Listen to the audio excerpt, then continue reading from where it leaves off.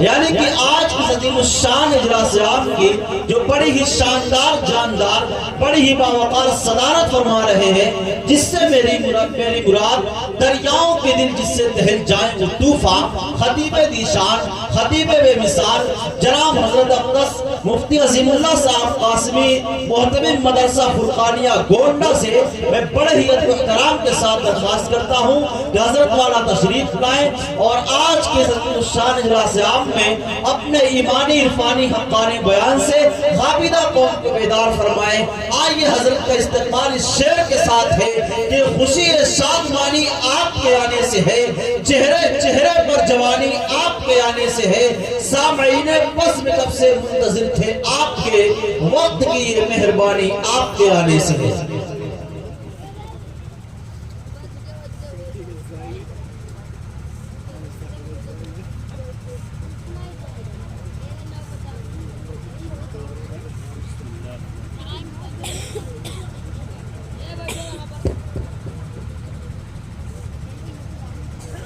نحمده ونصلي على رسوله الكريم أما بعد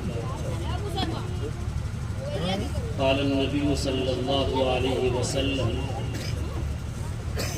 الكيس من دان نفسه وعمل لما بعد الموت والعاجز من أتبع نفسه هواها وتمنى على الله۔ محترم حضرات، سامعین کرام، اسٹیج پر رونق افروز علماء کرام اور پردہ نشین میری مائیں اور بہنیں، ہمارے اور آپ کے لیے یہ بہت ہی خوشی کا موقع ہے کہ آج اس بنکٹوا کی سرزمین پر اس علاقے کا ایک ابھرتا ہوا علمی و دینی تربیت گاہ مدرسہ انجمن تعلیم القرآن کی جانب سے یہ ایک عظیم الشان اجلاس عام کا انعقاد کیا گیا، جس میں ہم اور آپ شرکت کی سعادت حاصل کر رہے ہیں۔ ایسے موقع پر میں مبارکباد پیش کرنا چاہتا ہوں اس بنکٹوا کے تمام باشندوں کا، اور خصوصیت کے ساتھ جناب مولانا کلیم اللہ صاحب، حاجی افتخار صاحب، حاجی علیم اللہ صاحب اور دیگر جو کارکنان جنہوں نے محنت، جد و جہد، قد و کاوش کر کے ہمارے اور آپ کے لیے ایک ایسی راہ ہموار کی جس سے ہم سرکار دو عالم صلی اللہ علیہ وسلم سے اپنی عقیدت و محبت اور اطاعت و فرما برداری کا جذبہ دلوں میں پیدا کر سکیں۔ سامعین کرام، آپ حضرات سے درخواست ہے کہ جو منتشر بیٹھے ہیں تھوڑا سا قریب آ جائیں، کیونکہ جتنی دل جمعی کے ساتھ توجہ کے ساتھ آپ سنیں گے، اللہ ہو سکتا ہے کچھ اچھی اور مفید بات، کارآمد بات کہلوا والے تشریف لے آئیں، آگے آ جائیں۔ ماشاءاللہ، بہت اچھی بات۔ ساری کرسیاں پیچھے کو چھوڑ کر کے آگے جو نشستیں خالی اس پہ آ کر کے تھوڑی سی حرکت کیجئے، برکت ہوگی انشاءاللہ۔ آ جائیے۔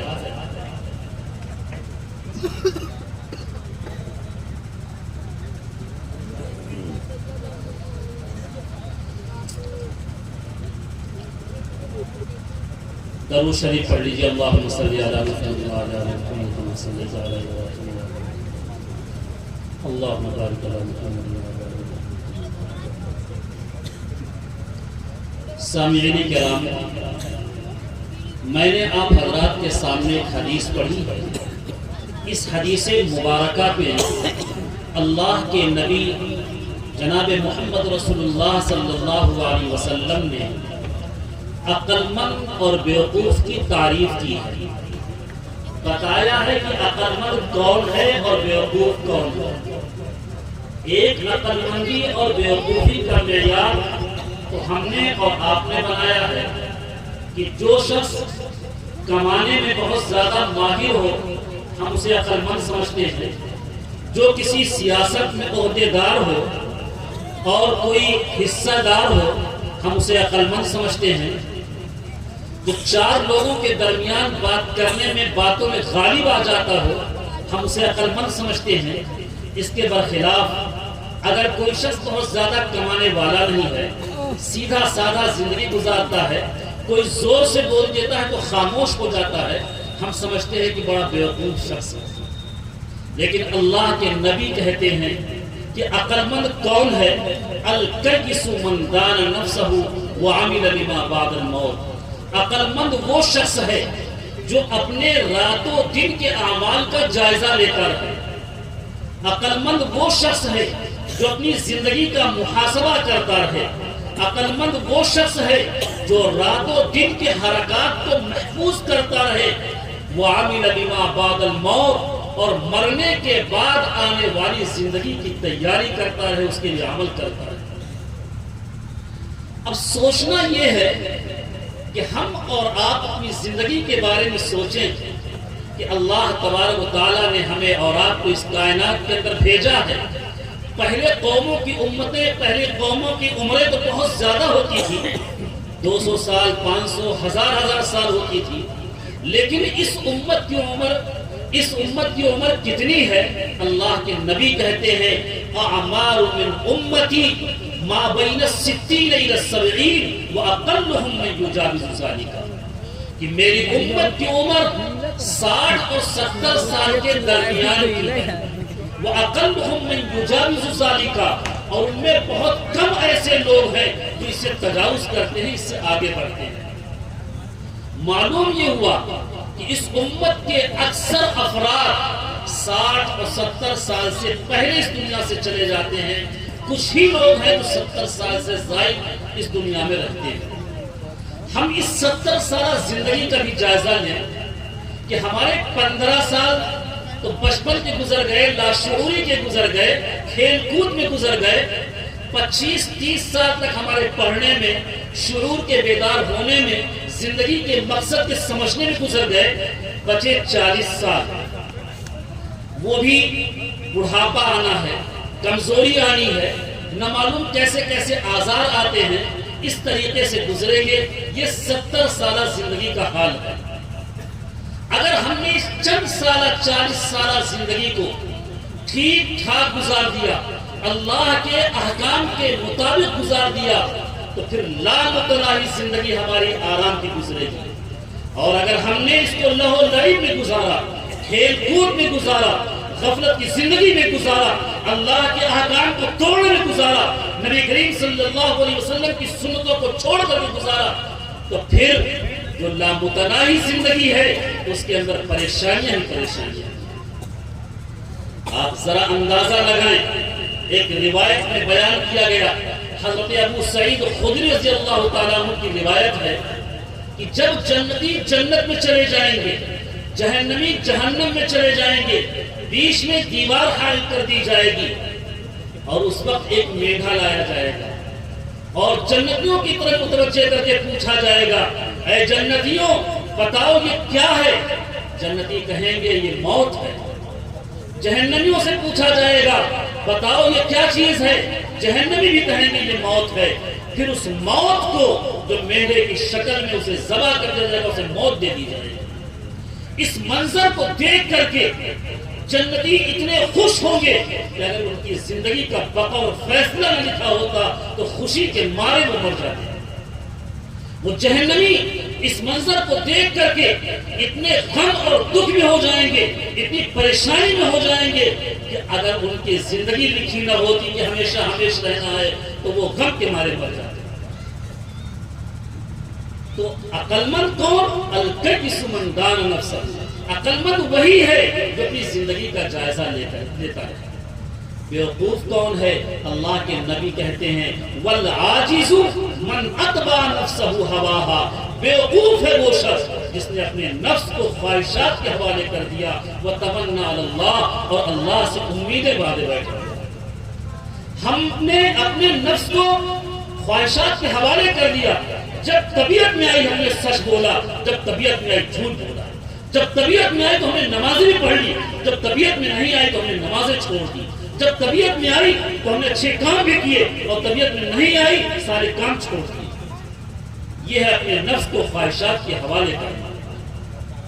اس حدیث کا پیغام یہ ہے کہ ہم اور آپ یہ سوچیں کہ دنیا بڑی ناپائیدار ہے، فانی ہے، ختم ہو جانے والی ہے۔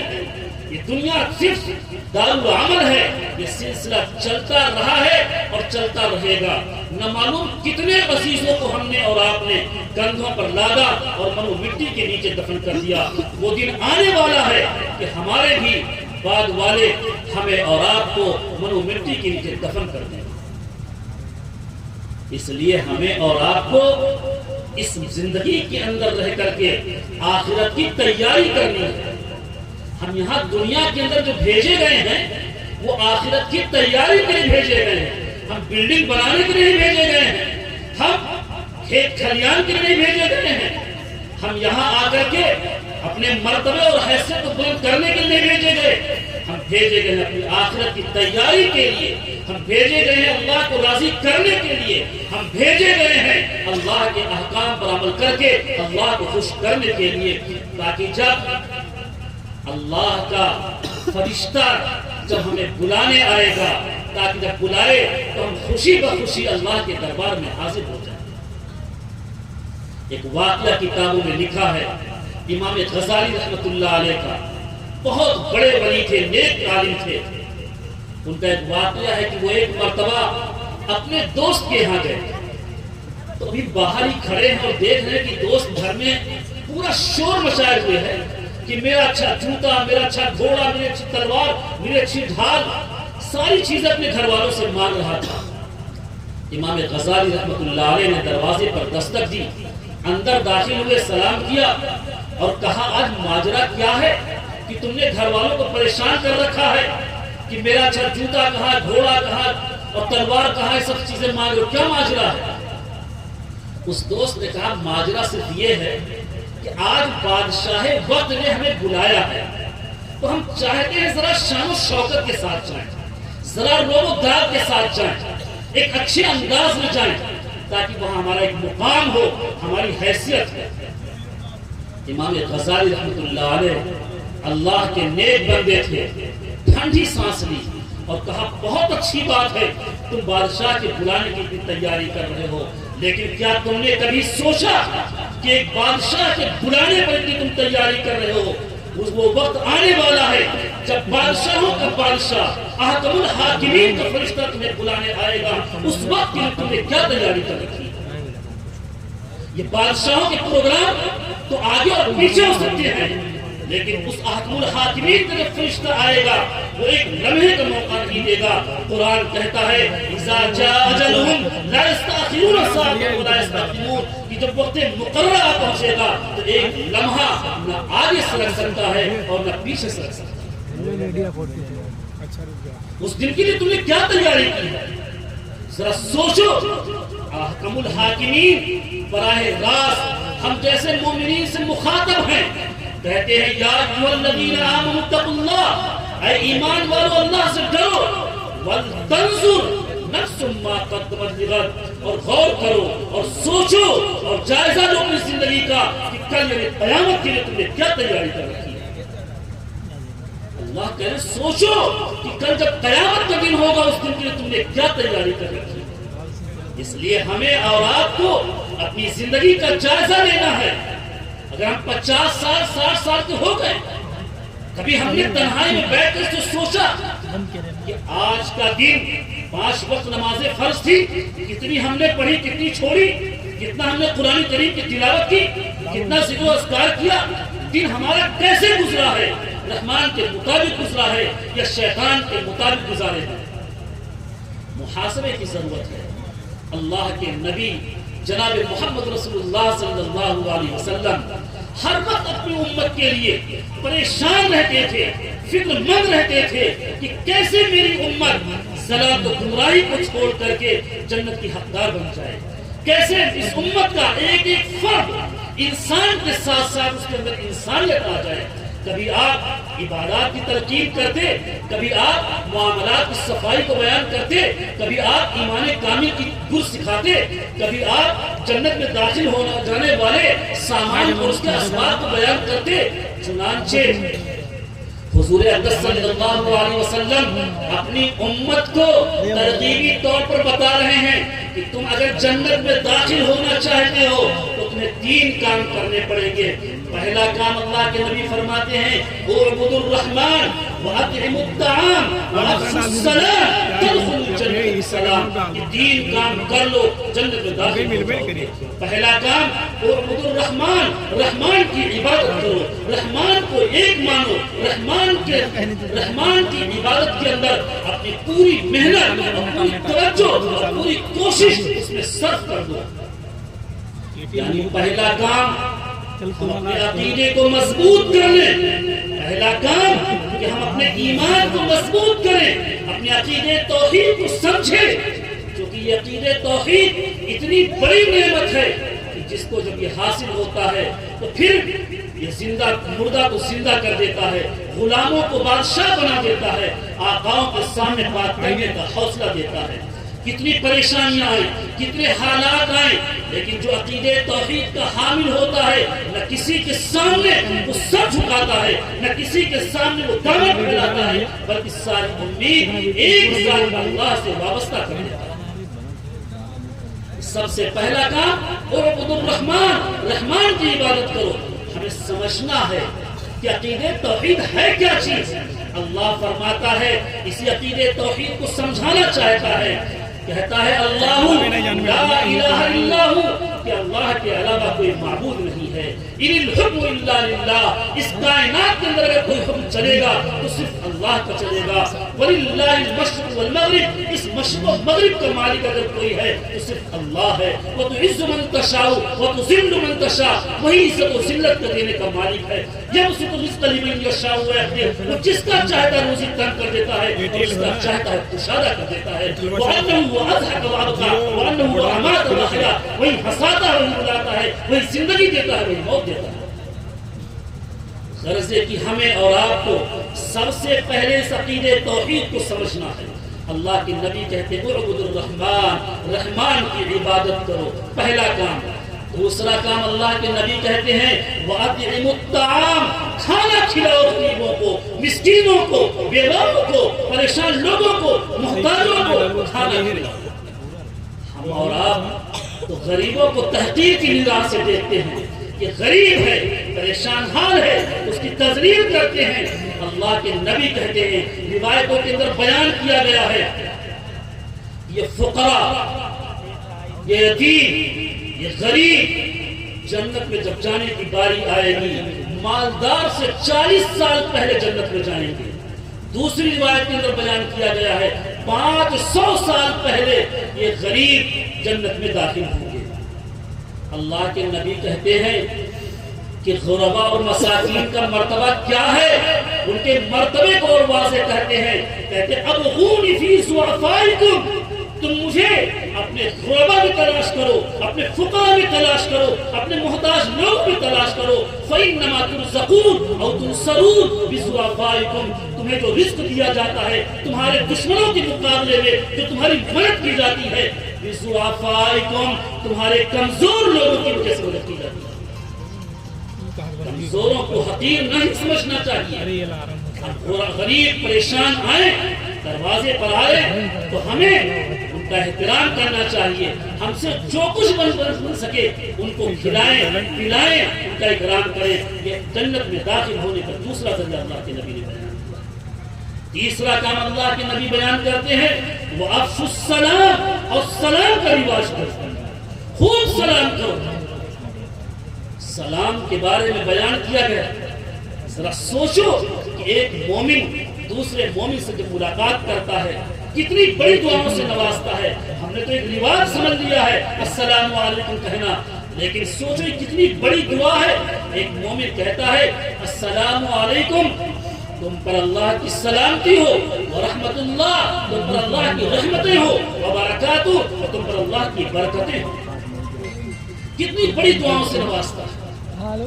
تو ہمیں سلام کا رواج دینا ہے. لیکن آج ہم سوچتے ہیں کہ ہم شوہر ہیں اپنی بیوی کو سلام کریں، ہم باپ ہیں اپنے بیٹے کو سلام کریں، ہم استاد ہیں اپنے شاگردوں کو سلام کریں؟ ہرگز نہیں، یہ غلط طریقہ ہے۔ استاد شاگرد کو سلام کرے، شاگرد استاد کو سلام کرے، شوہر بیوی کو سلام کرے، بیوی شوہر کو سلام کرے، چھوٹا بڑے کو سلام کرے، بڑے چھوٹے کو سلام کرے، گھر میں داخل ہو سلام کے ساتھ داخل ہو، گھر سے نکلو تو سلام کر کے نکلو۔ اللہ کے نبی کہتے ہیں وَأَفْشُوا السَّلَامَ، سلام کو رواج دو، خوب سلام کرو، تدخلوا الجنۃ بسلام، جب تین کام کرو گے تو سلامتی کے ساتھ جنت میں داخل ہو جاؤ۔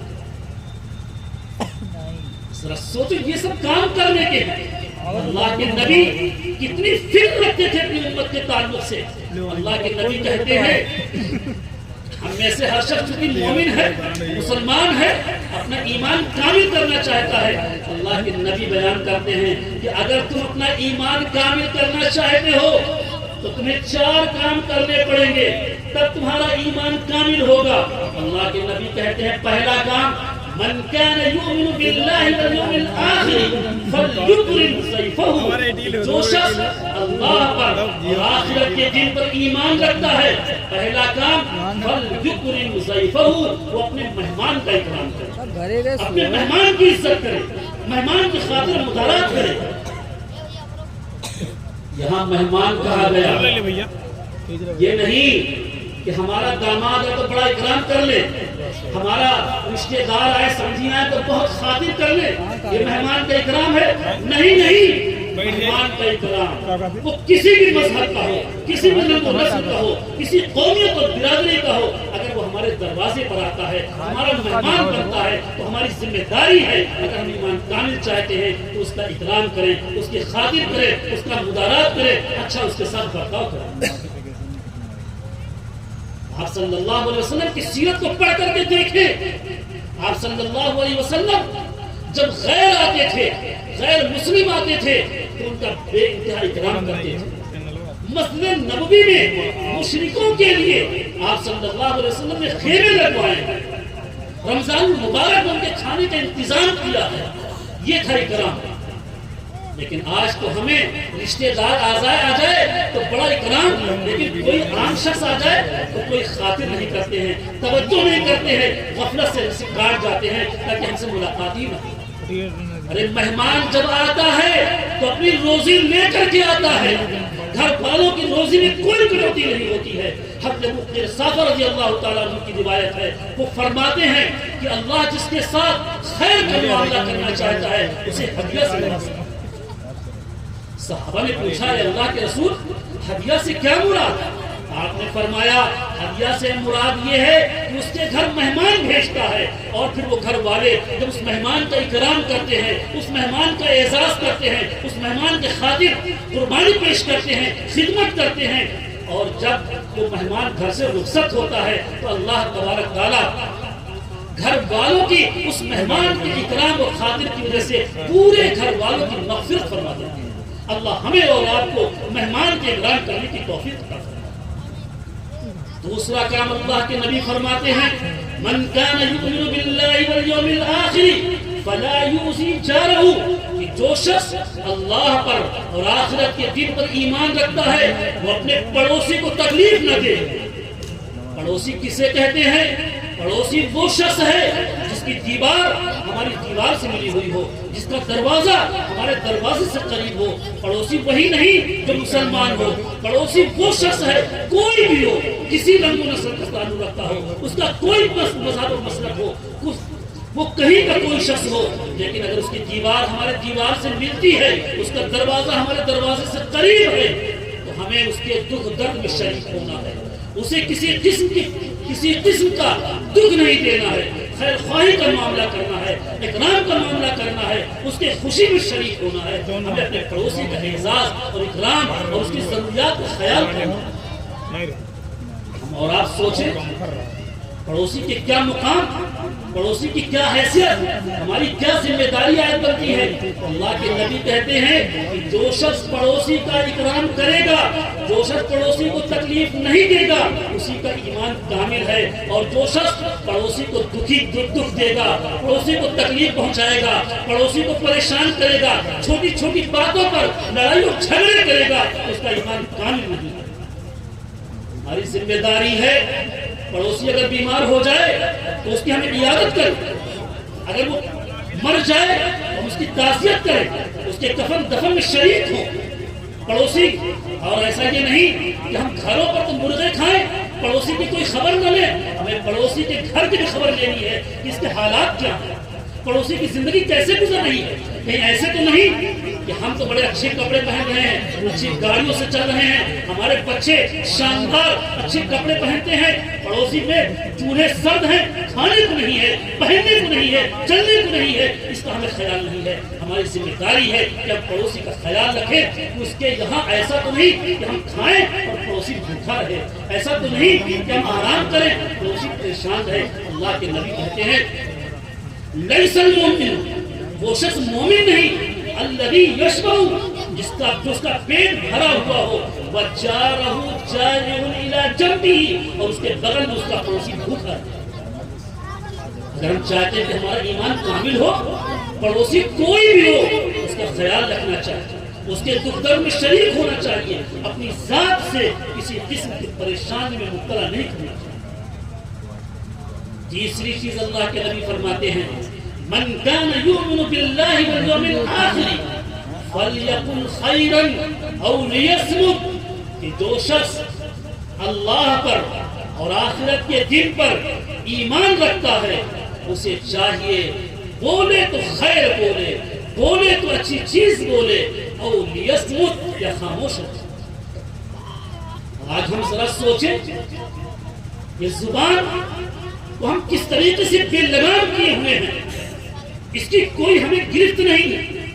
ہم ذرا سوچیں اسی زبان کے ذریعہ ہم قرآن کریم کی تلاوت بھی کرتے ہیں، ذکر و اذکار بھی کرتے ہیں، اسی نماز پڑھتے ہیں، اچھی باتوں کا حکم دیتے ہیں، بری باتوں سے روکتے ہیں، لیکن یہی زبان جب بے لگام ہوتی ہے تو فتنے برپا ہوتے ہیں، فساد برپا ہوتا ہے، لڑائیاں ہوتی ہیں، انسان گالی گلوچ دیتا ہے، جھگڑے کرتے ہیں، الزام لگاتا ہے، پورے علاقے کے اندر دشمنی اور نفرت اور عداوت، یہ ساری چیزیں پھیل جاتی ہیں۔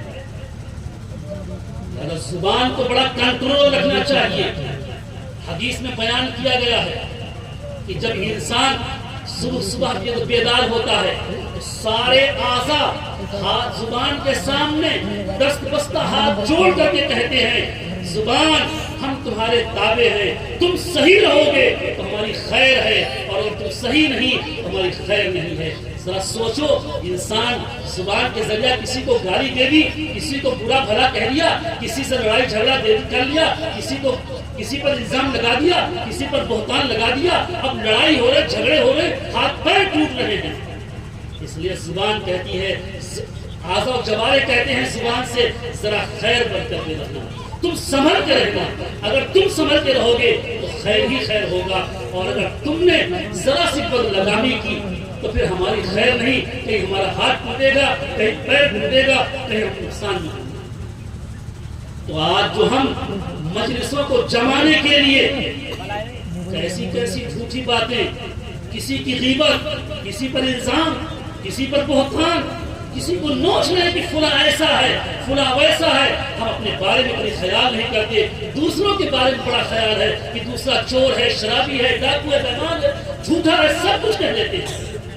زبان کو قابو میں رکھنے کی ضرورت ہے۔ ایمان کامل اگر چاہتے ہیں، اللہ کے نبی کہتے ہیں فَلْيَقُلْ خَيْرًا، بولو تو خیر بولو، اور لِيَصْمُتْ، یا خاموش ہو۔ چوتھی چیز اللہ کے نبی کہتے ہیں من كان يؤمن بالله واليوم الآخر فليصل رحمه، جو شخص اللہ پر اور آخرت کے دن پر ایمان رکھتا ہے فليصل رحمه، چاہیے کہ وہ اپنے رشتہ داروں کے ساتھ حسن سلوک کرے، اچھا برتاؤ کرے، ان کا خیال کرے، اپنے اعزاء و اقرباء کا لحاظ کرے۔ آج ذرا سوچو، بھائی بھائی دشمن بنے ہوئے ہیں، بھائی بہن میں بگاڑ ہے، چچا بھتیجے میں ناراضگی چل رہی ہے، پڑوسیوں کے ساتھ الگ ناراضگی ہے، لوگوں کے ساتھ الگ دشمنی ہے۔ یہ سارے رشتوں کے لیے اللہ کے نبی کہتے ہیں فَلْيَصِلْ رَحِمَهُ، اپنے رشتہ داروں کے ساتھ اچھا سلوک کرو، حسن سلوک کرو، اچھا برتاؤ کرو، اچھا معاملہ کرو۔ یہ جو خونی رشتے ہیں یہ سب اللہ نے بنائے ہیں، جو کوئی کسی کا باپ ہے تو کوئی کسی کا بیٹا، کوئی کسی کا بھائی تو کوئی کسی کا بہن، کوئی پھوپھی ہے تو کوئی چچا ہے، کوئی خالہ ہے تو کوئی ماموں ہے، یہ جو سارے رشتے ہمارے اور آپ کے ہیں یہ سب اللہ نے بنائے ہیں۔ اور اللہ کہتے ہیں کہ جو شخص ان رشتوں کا خیال نہیں کرے گا، ان رشتوں کو پامال کرے گا، ان رشتوں کو اپنے پیروں تلے کچلے گا، یقین جانو وہ اللہ کے غضب کو بھڑکائے گا، اللہ سے ناراض ہوگا۔ اور جب اللہ کے غضب کو بھڑکائے گا تو پھر کیا حالات ہوں گے وہ ہم اور آپ جانتے ہیں۔ اس لیے سب سے پہلا کام فَلْيَصِلْ رَحِمَهُ، ہمیں اپنے رشتہ داروں کے ساتھ اس میں سلوک کرنا ہے۔ اب لوگ کہتے ہیں بھائی نے بڑی بےمانی کر لی، دل بالکل پارا پارا ہو گیا، کیسے اس کے گھر جا کر کے کھائیں؟ فلاں نے ہمارے پھوپھی ہیں، ہماری خالہ ہیں، ہمارے ماموں ہیں، ہمارے چچا ہیں، ان سے انہوں نے بےمانی کی ہے، انہوں نے ہمیں گالی دی ہے، انہوں نے ہمارے ماں باپ کو پریشان کیا ہے، ہم کیسے ان کے دکھ درد میں شریک ہیں؟ بالکل لڑائی جھگڑے ہو گئے، الگ الگ رہ رہے ہیں۔ وہ ان کا معاملہ تھا، لیکن اللہ کے نبی کہتے ہیں یہ نہیں ہے کہ اگر وہ تم سے قطع تعلق کر رہے ہیں، وہ تم سے نہیں بول رہے ہیں تو تم بھی اپنا راستہ اختیار کر لو، ہرگز نہیں۔ وہ ناراض چل رہے ہیں، تمہاری ذمہ داری ہے فَلْيَصِلْ رَحِمَهُ، تم ان کے ساتھ صلہ رحمی کرو، ملے سلام کرو، وقت آئے دعوت دو، ملتے رہو سلام کرتے رہو، اللہ محبت کو ڈال دے گا اور تمہارے دلوں کو آپس میں ملا دے گا۔ اس لیے ان رشتوں کا ہمیں بہت خیال رکھنا ہے۔ آگے اللہ کے نبی اور فرماتے ہیں کہ تمہیں اور کیا کرنا ہے؟ اللہ کے نبی کہتے ہیں سِل مَن قَطَعَكَ، جو تم کو توڑے تم اس کو جوڑو، وَاعْفُ عَمَّن ظَلَمَكَ، اور جو تم پر ظلم کرے، پریشان کرے، تمہیں پریشانی مبتلا کرے اسے معاف کر دیا کرو، وَأَحْسِنْ إِلَىٰ مَنْ أَحْسَنَ إِلَيْكَ، اور جو تمہارے ساتھ بدسلوکی کرے اس کے ساتھ تم اس میں سلوک کرو، اچھا معاملہ کرو، اچھے کے ساتھ پیش آؤ، اکرام کا معاملہ کرو، اخلاق سے پیش آؤ۔ وَأَحْسِنْ إِلَىٰ مَنْ أَحْسَنَ إِلَيْكَ وَقُلِ الْحَقَّ وَلَوْ عَلَىٰ نَفْسِكَ، اور حق بات کہو، سچ بات کہو، اگرچہ وہ اپنے خلاف ہی کیوں نہ۔